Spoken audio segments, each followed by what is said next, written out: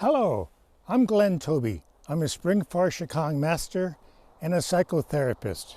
The focus of this 5-minute talk is on the theme of longevity, but the specific focus is on balance, really about being judgmental. So remember, longevity is not about like living a long time necessarily, but for the purpose of getting to know yourself even more. Who are you? Who am I? So it takes a long time to go into that depth to understand who you are and maybe how come. So when you look at balance, you look at judgmentalness, you start thinking about right or wrong, good or bad. Of course, I'm right and you're wrong. Of course, whatever I've done is good and what you've done is bad. Judgment, right? So now, at what level is judgment?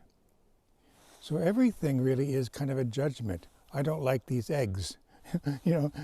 This drink is too cold. That's kind of a judgment in a way. But if you turn it into an observation, then it doesn't go as deep, right? It doesn't go into the, us and them and all that. However, judgmental and balance is about 3 levels: physical, emotional, and spiritual. So if you're flying across the United States, for example, take 3 hours, you're at 30,000 feet, you're sitting by the window, you're looking down. Everything is really beautiful. You get to see how the land is formed and how the city is laid out and the road systems and the river systems. Everything at that level is incredible. But what if you took a car and you drove across the United States or Europe or wherever, and it took you 3 weeks to go from one point to another? You stop at night at a motel, you lock the doors. You go into a store, you're cautious. Or you're worried about food. All sorts of things happen in those 3 weeks, but you're traveling the same land. One is at 30,000 feet and one is at, at ground level, kind of reality, where the fears are more real, where the judgment is more, pronounced, almost survival. So at that reality level, there's more of a feeling of survival, rather than at the 30,000 feet. Yeah, you can worry about the plane crashing, but it's not as pronounced as going across the country in a car. So the impact, what is good and what is bad, depends upon what level you're living, so to speak. And it's not either or, it is always both and, that reality on the ground and that reality, the spirituality up above. When my youngest daughter, who was living in California and I was living in Minnesota, came to visit during Thanksgiving a few years ago, sunny California, it's warm and all that kind of stuff.